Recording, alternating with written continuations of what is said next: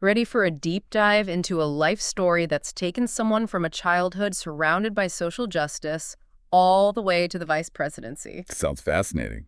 We're talking Kamala Harris today, pulling out excerpts from her Wikipedia page to try to piece together her story.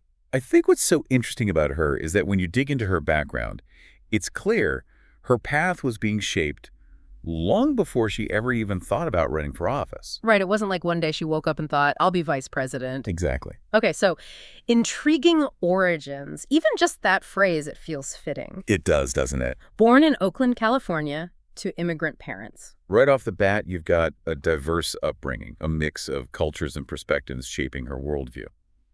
Her mother, Shyamala Gopalan, emigrated from India, a researcher who dedicated her career to battling breast cancer. And her father, Donald Harris, came from Jamaica and taught economics, actually at Stanford. So you've got this interesting blend right from the start.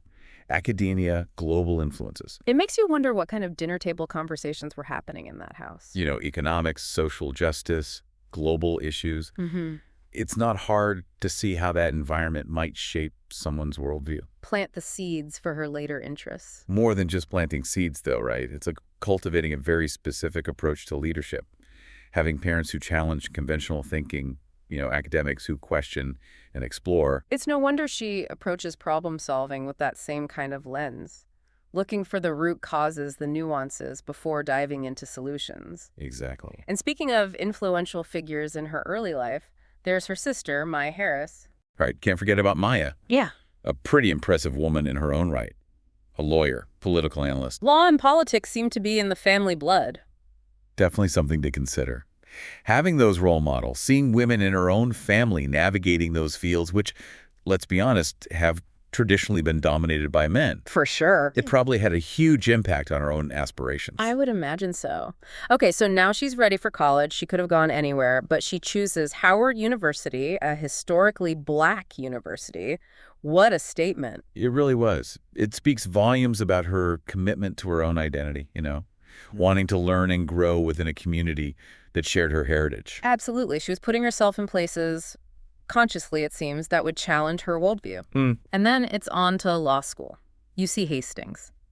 She could have gone the corporate law route, taken a path with maybe a lot more financial comfort, let's just say. Sure. But she chose to become a prosecutor in Alameda County. And this is where things get really interesting.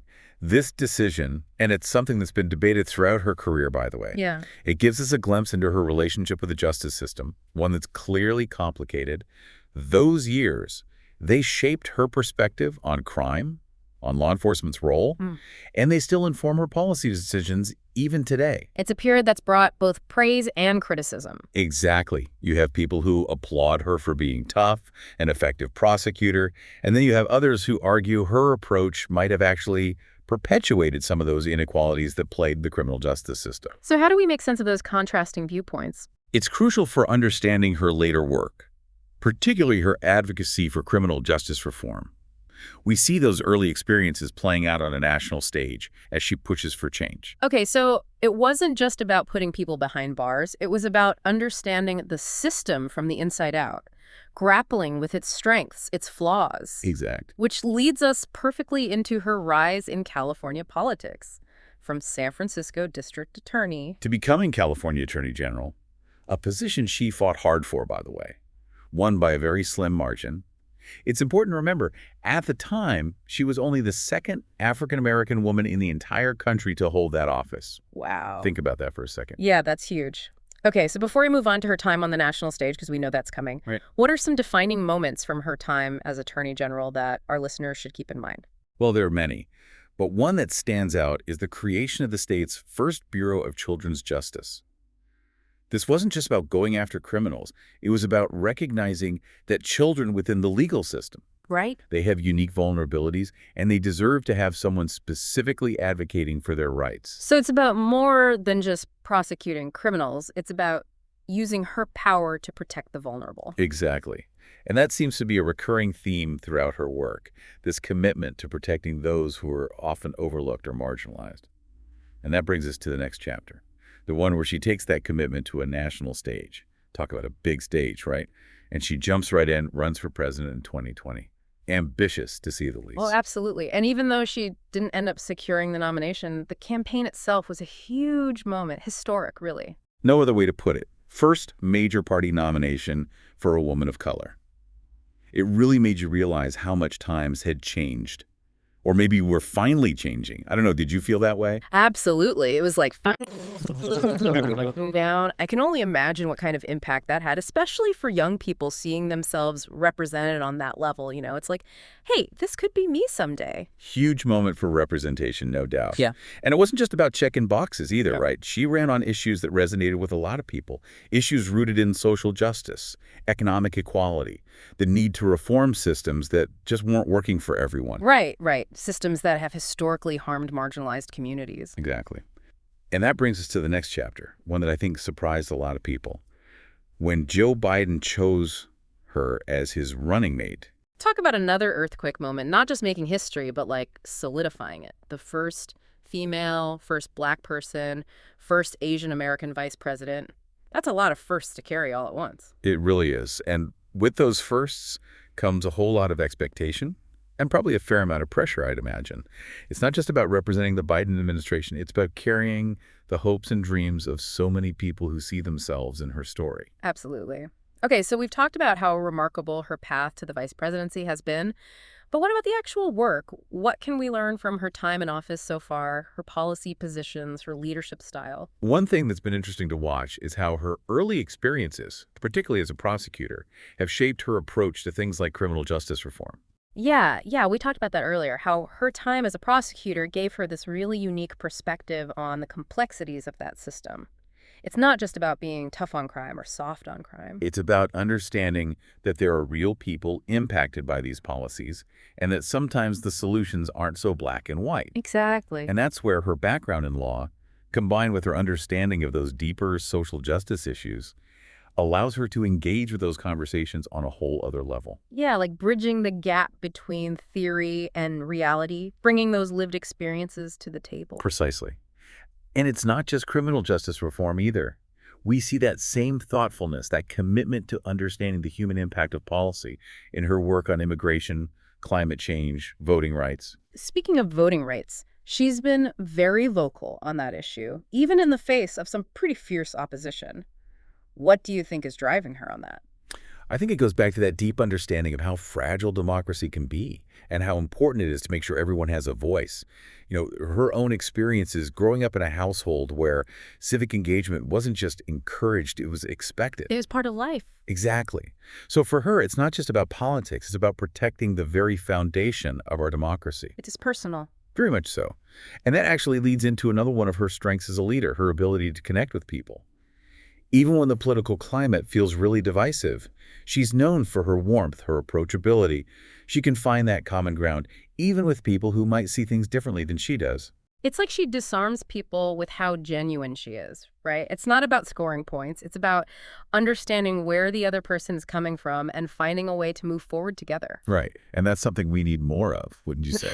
Especially these days. 100%. Okay, so we've talked about her policy positions, her commitment to social justice, her ability to connect with people from all walks of life. What else do you think is important for people to understand about her, about the impact she might have going forward? We've spent the last two parts really getting into, all the different pieces of Kamala Harris's background, the family she came from, the education she chose, the career path she built. And I think it's pretty clear those experiences are like woven into who she is as a leader today. But where does it all go from here? What kind of lasting impact do you think she's positioned to make on American politics? That's the big question, isn't it? I mean, when you think about her potential legacy, you can't ignore the simple fact that she's the first woman, the first black person, the first Asian American to hold the office of vice president. There's not just like a line on her resume. Those are symbolic milestones, and they resonate way beyond politics. It's like her presence in that role has shifted something fundamental. Yeah. It challenges those old assumptions about who can and should be in power in this country. Exactly. And you have to think about that representation, the ripple effect. Yeah. Young people seeing that, young women of color especially, and suddenly realizing, hey, that could be me someday. Yeah. That in itself is huge. Absolutely. But beyond the symbolism, what about the tangible stuff? How do you see her tackling some of these massive challenges facing the country right now? Well, we've talked about her commitment to social justice, her grasp of the legal system, how she can connect with people from such different backgrounds. All of that's going to be crucial as she works on things like criminal justice reform, climate change, healthcare. These are not small issues. And then there's that background as a prosecutor, right? Hmm. Something she's gotten both praise and criticism for over the years. For sure, but I think it's given her this very nuanced understanding of how the justice system works. The good, the bad, all of it. It's not theoretical for her? Not at all. She's seen it firsthand. And that's invaluable when you're talking about things like police reform, sentencing guidelines, mass incarceration. So she's not just approaching these things from a place of idealism, it's pragmatism, too. Exactly. And that ability to balance those things, the high ideals, with the messy reality of actually governing, that's going to be essential. We've talked a lot about policy and leadership, all super important. But I think it's worth mentioning the personal side of things, too. Oh, absolutely. Because I think what's so compelling about her is that she doesn't fit neatly into any box. She can be tough, but also incredibly empathetic. She's serious about her work, but doesn't take herself too seriously. We've seen glimpses of her humor, her love of cooking. She connects with people on a human level, and those little things matter. It makes her relatable. It makes her seem, dare I say, normal. And in politics, that's huge. It reminds you that behind the titles and the power suits, there are real people with passions and quirks and vulnerabilities. It's refreshing, for sure, to see someone in a position like that who's not afraid to just be themselves. It really is. And that's something I'm really curious to see as her career continues to unfold. How does she walk that tightrope? Staying true to yourself while handling the pressures that come with that level of power. How does she use her platform to lift up others, to inspire the next generation? Because that's what it's really all about. It's like she's writing a new chapter in the American story. And in this chapter, it feels like anything is possible. And I think that's the biggest takeaway from all of this. Kamala Harris's story is far from over. Her journey, with all its ups and downs, contradictions, victories, it reminds us that leadership is constantly evolving. It reminds us that representation matters. And it reminds us that the fight for a more just and equitable society, well, that fight goes on, and we can all be a part of it. It's been quite a ride today, digging into not just the facts and figures of her life, but really trying to understand the heart of her story, the experiences and the values and the personal qualities that have made her the leader she is today. It's a story that should make us think, challenge our assumptions, and maybe even inspire us to imagine a future where leadership reflects the incredible diversity of the American experience. And on that note, we're wrapping up our deep dive into the life and career of Kamala Harris. But don't stop here. Keep asking those big questions. Keep learning. And until next time,